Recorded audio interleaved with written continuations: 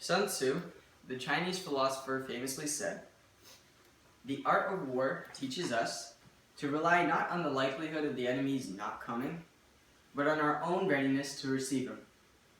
Ladies and gentlemen, the question whether the government should curtail domestic surveillance in the United States illustrates a conflict between personal privacy concerns and national security.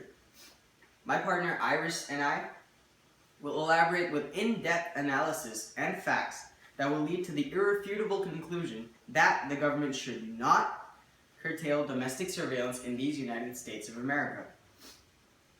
No one refutes the fact that we are living in very difficult times. As the Twin Towers came crashing down, it not only killed 3,000 innocent people, but also permanently changed the lives of 300 million Americans. There was an immediate and shocking recognition that there are hateful and deranged people and organizations that want to hurt us, and more importantly, that they must be stopped. This sets the context for the very important topic of domestic surveillance.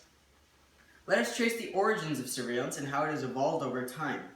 Espionage and surveillance is as old as civilization itself. Great ancient civilizations, beginning 6,000 years ago in Mesopotamia, had institutions and persons devoted to the security and preservation of their ruling regimes. Surveillance has always been used by governments as a critical tool for intelligence gathering, the prevention of crime, or the protection of its people. It is at the very heart of the government's role as a preserver and protector of its citizenry. The outrage over a violation of personal privacy is more emotional than it is practical. Surveillance is an integral part of modern society. The government holds your birth certificate, your income, the taxes you pay, where you live, etc. And we knowingly and willingly submit to these forms of personal information sharing. Add to this how much we voluntarily allow ourselves to be monitored by private organizations whose sole purpose is to make profits. Banks hold our income and credit information. Cell phone companies have access to all our communication. We use private email accounts like Gmail, load all of our photographs and messages on Apple's iCloud. Our entire shopping history is on Amazon.com. And for heaven's sake, everybody knows what we ate for breakfast on Facebook, Instagram, or Snapchat. So, this very high-pitched protest and outrage that the government is somehow violating a sacred space is a bit disingenuous. Terrorism is on the rise, with an almost five-fold increase in fatalities since 9/11. While here in America we have successfully prevented any major incident since 9/11, this is clearly not the time to lower our guard.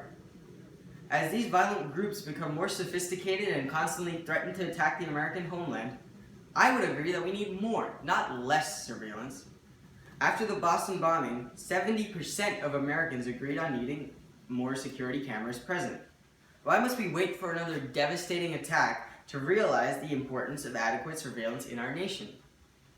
The word surveillance is derived from the French word for watching over. Ironically, last week's attack in Paris has reminded us, yet again, of the harsh reality of the dangerous world we live in. The enemy is no longer outside, but within. Any political posturing and pressure to limit the efforts of the government in this area will only threaten the existence of the very liberties they are trying to protect. To summarize, surveillance by government is nothing new since ancient times. We live in a very social and interconnected world where our private information is already out there in the public domain. The rise in terrorism makes the world a dangerous place, and we have to empower our government to protect us. Most importantly, a vast majority of American people understand that a small sacrifice of perceived invasion of personal privacy is well worth protecting our national security.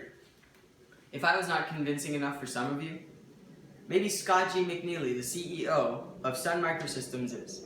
He said, "You already have zero privacy. Get over it."